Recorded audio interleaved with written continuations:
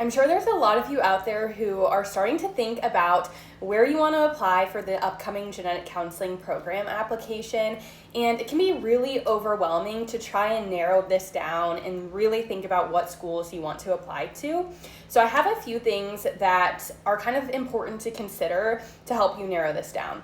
So the first, and probably the one that will narrow it down the biggest, is location. So for me, I personally knew that I wanted to go to a school that was in the Southeast, so I really looked at basically North Carolina all the way to Texas. I was living in Texas at the time. I'm from North Carolina, so that was kind of my range in the South. So that eliminates a lot of schools. So I would think about if you have a certain location or area that you would really like to go to school, maybe a couple of different states, just because there's not a lot of programs in each state, and that will help narrow down your list a lot. Then from there, I also was considering cost. So being an in-state North Carolina resident, I was of course really thinking about the benefit of being an in-state student to save me money.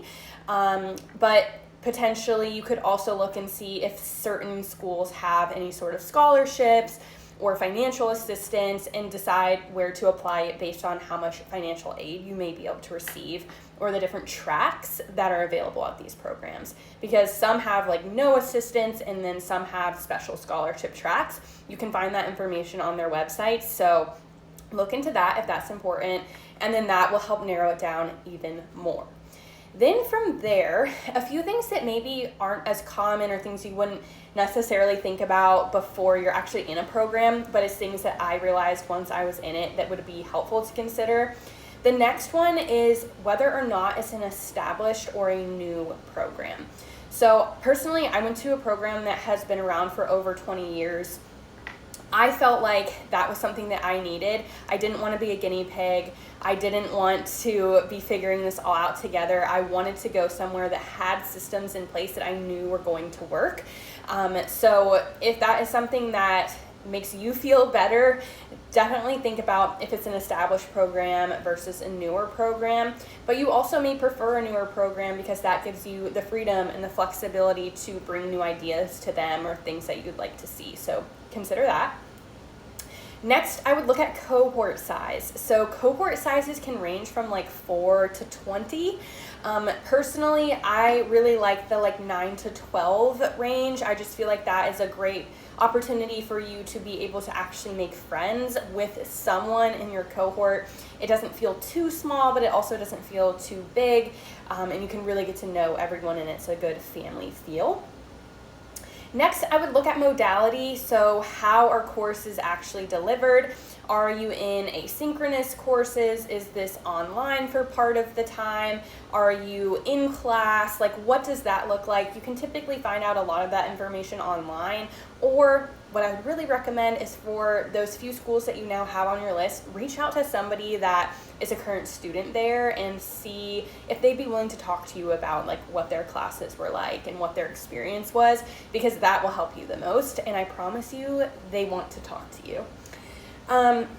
Another important thing is considering travel for rotations. Some schools and programs, you actually have to travel to different states for your clinical rotations, and that can be expensive. For my program, I was having to drive an hour for some of my rotations, but at the end of the day, it was not that bad, and that's really the case for most programs just because there's not a lot of genetic counselors. So do think about and consider if travel is something that you are okay with, and how far you're willing to travel for those rotations. Again, that can sometimes be found on the website. If not, just ask a student, email a student. I promise they're wanting to talk to you. The next thing is the program a part of an established hospital system? So some of these programs are actually connected to a medical school, which means a lot of your rotations take place within this one hospital system. There are benefits and pros to that. Personally, I went to a university that was not associated with the medical school, and I thought this was great. Every place I rotated was a different clinical site and different system, which was helpful in thinking about what I would want in a job once I graduated. It also gave me a lot of just variety in my training, so I would recommend looking into whether or not it is a part of an established hospital system. Also, work-life balance. Kind of at the end of the day, the thing that made the biggest impact on me choosing to go to UNCG was when I talked to the students, I truly felt like they had the best work-life balance and actually had a life outside of grad school. I felt as if the program directors and the program leadership were transparent here. I felt like they valued me as a person and not just a student.